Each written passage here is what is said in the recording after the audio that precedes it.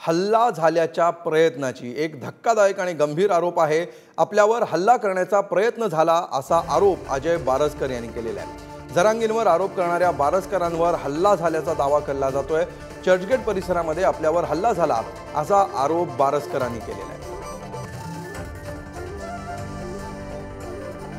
गेल्या काही दिवसांपासून बारसकरांनी जरांगींवर आरोप केलेले होते आणि त्यानंतर आता आपल्यावर हल्ला झाल्याचा त्यांचा आरोप आहे। अजय माने याविषयी आपल्याला अधिक माहिती देत आहेत।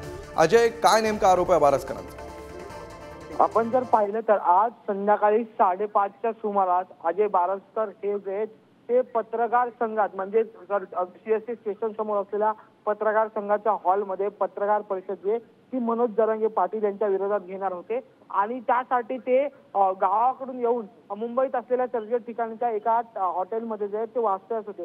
पण याच हॉटेल जवळ येऊन त्यांच्यावर 2 जणांनी हल्ला केल्याचा माहिती जी आहे ती त्यांनी स्वतःहूनच समोर दिलेली आहे। तिथले स्थानिक पोलीस स्टेशन जे आहे मरीन लाईन पोलीस स्टेशन या पोलीस स्थानकाला त्यांनी ही संपूर्ण माहिती दिलेली। यातलं एकाचं नाव जे आहे ते म्हणजे गणेश भजनदास ढोकले पाटील तर दुसऱ्याचं नाव आहे संदीप एकनाथ तानपूर। या दोन्ही संशयित व्यक्तींना जे ते पोलिसांनी मरीन लाईन पोलिसांनी अटक केलेली आहे आणि तसेच दुसरीकडे म्हणजे अजय बारसकर महाराज ज्या हॉटेलमध्ये वास्तव्यास आहेत त्या हॉटेलची सुरक्षा व्यवस्था म्हणजे अजय बारसकर यांची सुरक्षा व्यवस्था जी आहे ती वाढवण्यात आलेली आहे। आपण जर पाहिलं तर 2 दिवसाआधी सुद्धा या बारसकर महाराजांनी एक पत्रकार परिषद घेतली होती। मोठी लांब लचकी 1 तासाभराची पत्रकार परिषद घेतली होती आणि त्यातून अनेक दावे जे ते मनोज जरांगे पाटील यांच्या विरोधात निश्चितपणे जरांगेंवर त्यांनी अत्यंत गंभीर अशा स्वरूपाचे आरोप केलेले होते आणि आज ते पत्रकार परिषद घेणार होते, मात्र त्यापूर्वी आपल्यावर हल्ला झाला असा दावा त्यांनी केलेला आहे। धन्यवाद अजय या सविस्तर माहितीबद्दल।